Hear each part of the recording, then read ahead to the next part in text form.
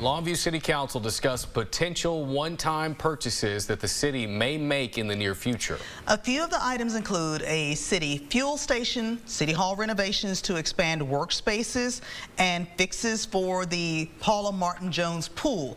If all of the projects were approved, it would cost the city roughly $2.7 million from the fund reserve.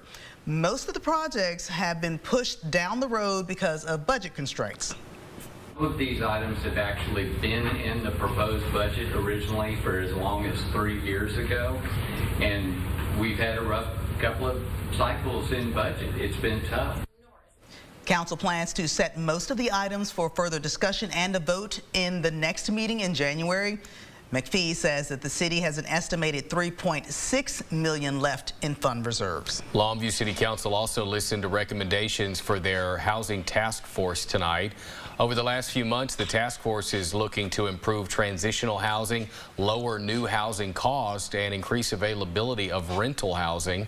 A full housing task force plan is scheduled to be presented in May, with council voting on the improvements to follow a short time after that. We'll keep you updated.